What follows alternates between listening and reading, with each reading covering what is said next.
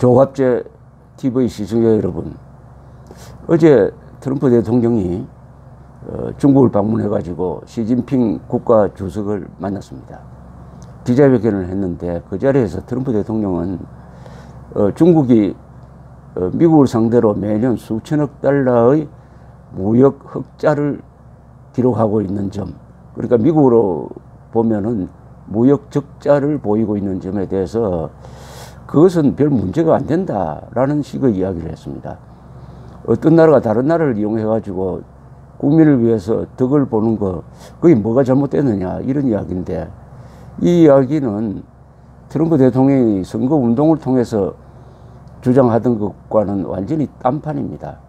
그런데 언론은, 미국 언론은 왜 이런 이야기를 했느냐 하는 것은 이 무역 문제, 중국과 미국 사이의 무역 문제, 그것은 중국에 매우 불리합니다.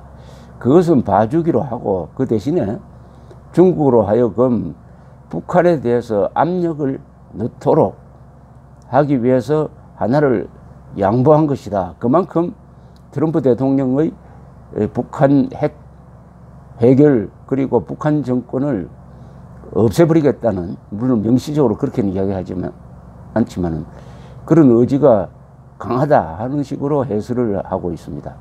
이번에 트럼프 대통령이 한국 국회에서 한 연설을 보면은 이분이 북한에 대한 시각이 그냥 정치적으로, 표피적으로, 계산적으로 하는 게 아니라 상당한 세계관과 역사관을 가진 신념화되어 있다는 느낌을 갖게 만들었습니다.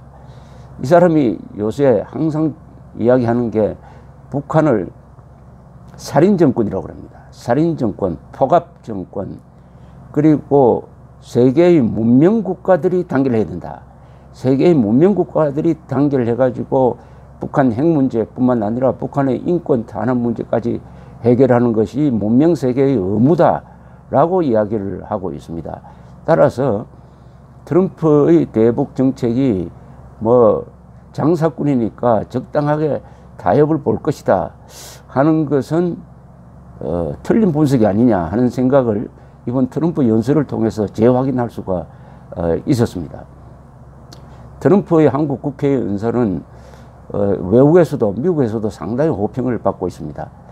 아마 한국 사람들은 그 연설을 듣고 깜짝 놀랐을 것입니다. 저 연설은 제가 좌파 세력으로부터는 거구라고 욕을 먹고 있는 제가 쓴 연설처럼 느껴지기도 했습니다. 그분은 한국과 미국이 1950년 6월 25일 남침을 당했을 때 힘을 합쳐서 북한 공산주의뿐만 아니라 국제 공산주의 확장을 한반도에서 저지함으로써 한국이 인류 문명국가를 건설하는 토대를 만들었는데, 거기에는 한국과 미군의 막대한 희생이 있었다는 점을 강조를 했습니다. 그러면서 이 휴전선을 사이에 두고 한강의 기적은 휴전선을 넘지 못했다. 북한에는 한강의 기적이 아닌 평양의 말하자면 재앙이 내렸다. 이런 식으로 이야기함으로써 한국과 미국 군인들 수십만 명이 피를 흘려서 지켜낸 그 자유가 오늘날 한국의 발전의 기본이 된다는 점을 거듭거듭 감동적으로 묘사를 했습니다. 저는 이 연설을 문재인 정권, 그리고 더불어민주당 국회의원들 속에 있는 좌파적 운동권 출신들이 들었으면 어떤 생각을 했을까, 속으로는 상당히 착잡했지 않을까, 그렇게 생각을 합니다. 그 사람들은 대한민국의 성취, 대한민국 성취를 가능하게 했던 미국의 도움을 부정하는 걸로 운동권의 생활을 시작한 사람들이죠. 반대로 북한 정권을 근사하게 보고 그 중에는 김일성을 숭상하는 사람들도 있었고, 그런 사람들 주사파라고 그러죠. 그런 사람들이 트럼프의 일장 강연을 듣고 속으로는 야, 저거 한국의 보수 세력이 이야기하는 거하고 똑같은 이야기를 하는구나 하고 아니 꼽게 생각했을 사람도 있을 것이고, 역시 한국의 보수 세력이 이야기하는 게 미국의 일반적 생각과 같고 이게 결국은 국제적인 보편성을 가진 역사관이구나 하는 깨우침도 있었을 것이라고 생각을 합니다. 이 트럼프 대통령의 연설을 가만히 듣고 있으면은 그분이 누구를 특정을 해서 거명은 하지 않았습니다만은 결국은 이러한 대한민국을 만든 사람들 중에 첫째, 참전을 결단을 했던 6.25 때 참전을 결단했던 트루만 대통령, 그리고 북한군의 남침에 직면해가지고 버티어낸 이승만 대통령, 그리고 국군, 그리고 한미동맹체제에서 개방적 발전 전략으로 대한민국을 인류국가 문턱까지 데리고 간 박정희, 그리고 이병철, 정주영과 같은 위대한 기업인, 무엇보다도 한국과 미군을 향한 찬사처럼 들렸습니다. 찬사처럼 들렸습니다. 요사이 이 박정희 대통령 탄신 100주년을 불과 5일 앞두고 좌파 정권 차원에서 박정희 지우기가 맹렬하게 이루어지고 있지만은 트럼프 대통령의 연설 속에서는 한국에 대한 그 극찬 가운데 상당 부분은 이승만, 박정희, 그리고 한국군, 한국의 기업인이 받아야 될 찬사였습니다. 다만 외교적 관례도 있고 하니까 특정인을 거명하지는 않았습니다만은 어제 트럼프가 그렇게 찬사를 바친 그 대한민국의 발전을 따지고 보면은 이승만 대통령이 나라를 세울 때 공산주의 도전을 물리치고 바로 반공 자유민주주의 플러스 시장경제체제, 쉽게 말하면 자본주의 체제를 선택한 점이 성공의 출발점 아니겠습니까? 그리고 6.25를 만나서 이승만의 지휘하에 국군이 싸워서 흘린 피, 그리고 그 국군이 한국 사회에서 가장 강력한 조직으로 성장해서 그 강력한 조직이면서 또한 선진된 조직이었습니다. 1961년에 한국군이 약 60만이었는데 그중에 약 6만 명이 장교였습니다. 그 6만 명 중에 약 10%가 외국, 특히 미국 유학 경험을 가진 분들이었습니다. 당시에 외무부의 유학 경험자보다 더 많았습니다. 그 사람들이 박정희, 김종필 두 사람의 지도하에 정권을 잡고 세계 어떤 나라에서도 군사 정권이 쿠데타를 많이 일으켰지만은 경제 발전에는 성공한 적이 없는데 대한민국에서는 경제 발전에 성공했습니다.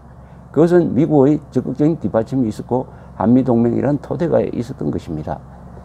이런 것이 없었으면 어떻게 트럼프로부터 한국이 그런 찬사를 받을 수가 있었겠습니까?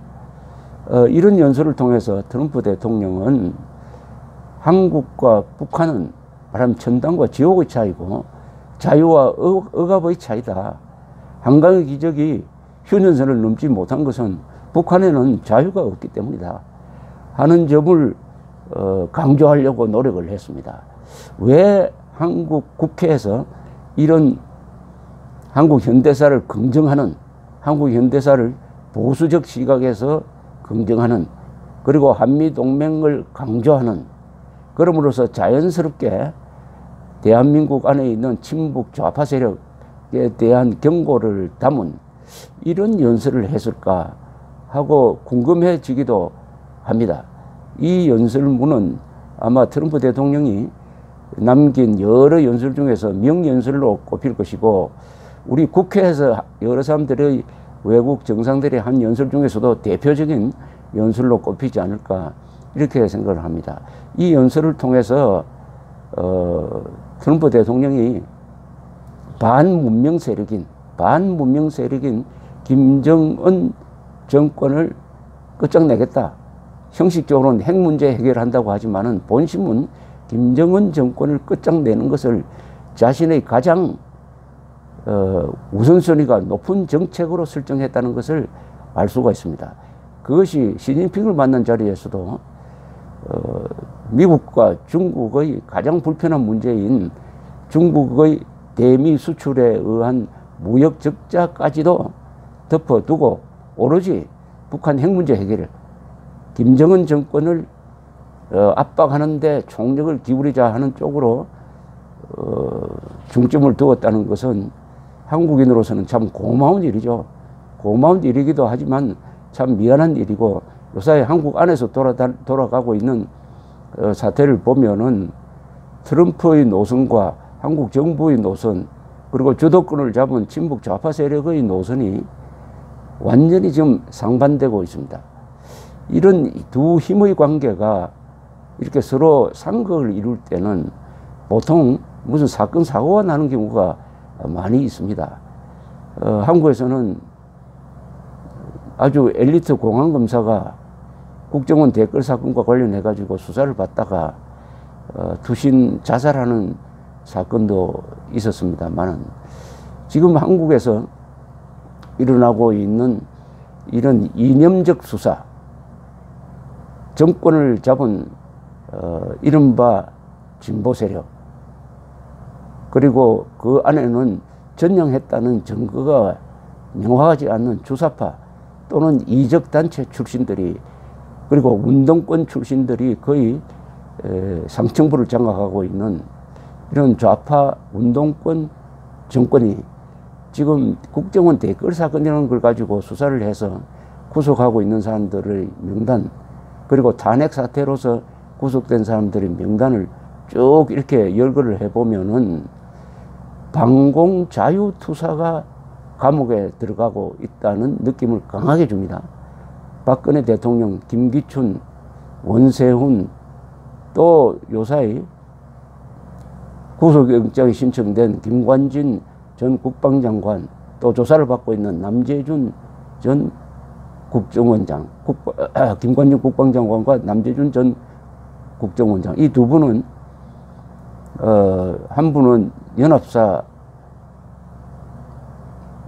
합참의장 출신이고 또 한 분은 육군참모총장 출신입니다. 제가 장교들한테 들은 이야기가 있습니다. 한국군에서 두 가지 전통을 새로 세운 사람이 있다. 북한으로부터 공격을 받으면은 원점 타격하라 함으로써 일선 지휘관들한테 재량권이 많이 줘가지고 한국군이 수비형 군대가 아니라 공격형 군대로, 싸우는 군대로 만든 사람이 바로 김관진 국방장관이다. 또 한 사람, 남재준 전 국정원장은 육군 참모총장을 한 사람인데, 이 사람의 청렴 결백성으로 해서 한국군이 깨끗한 군대가 되도록 만든 점에서 공이 있다. 한 분은 싸우는 군대, 한 분은 깨끗한 군대로 만든 공적이 있다는 두 사람이 지금 국정원 댓글이라든지 뭐 사이버, 국방부 사이버 활동과 관련해서 이 조사를 받고 있다는 것은 참으로 역설적입니다. 참으로 역설적입니다. 국방부 장관, 국정원장은 대한민국의 안보를 지키는 두 기둥입니다. 두 기둥이에요. 이 사람들을 검찰이 불러가지고 구속영장을 신청하고 조사하고 하는 이 과정 자체가 김정은이한테 어떤 메시지를 보내느냐. 지금 기뻐할 사람이 김정은 말고 누가 있겠느냐 하는 그런 한탄을 자아나게 합니다. 그럼에도 불구하고 세계는 북한 정권을 이번 기회에는 반드시 응징하겠다는 쪽으로 힘이 모여지고 있습니다. 그것은 트럼프 대통령의 공입니다. 세계에서 가장 막강한 군사력을 가진 대통령이 북한 정권이라는, 사실은 이 경제적으로 이야기하면은 이 게임도 안 되는 것이죠. 대한민국의 50분의 1밖에 안 되는 김정은 정권은 비록 핵무기를 갖고 있지만은 세계가 여기에 초점을 맞출 때, 즉 이 살인 정권, 트럼프가 말한 살인 정권을 해체하고 북한 핵 문제를 해결함으로써 한반도 전체가 평화지역이 되고 안정된 지역이 되고, 그러면 동북아 전체가 발전한다. 그것은 세계의 발전으로 이어진다 하는 이런 거대한 시각을 가지고 트럼프 대통령이 이번에 일본, 한국, 중국을 돌면서 이 대북 국제 공조, 어떻게 보면 세계 공조입니다. 세계 공조에 힘을 쏟고 있는 모습을 보면은 박수를 보내야 되지 않을까 생각합니다. 한국인이라면은 어떤 면에서는 우리를 대신해 정부가 한국인의 국가 이익과 안전에 대해서 별로 생각하지 않는데 트럼프 대통령이 한국 대통령보다 더 열심으로 한국인의 안전과 국가 이익을 위해서 뛰고 있다는 것을 보면 참 창피하기도 합니다만은 어쨌든 역사의 결정적인 전환점이 마련되고 있다는 느낌을 받았습니다. 감사합니다.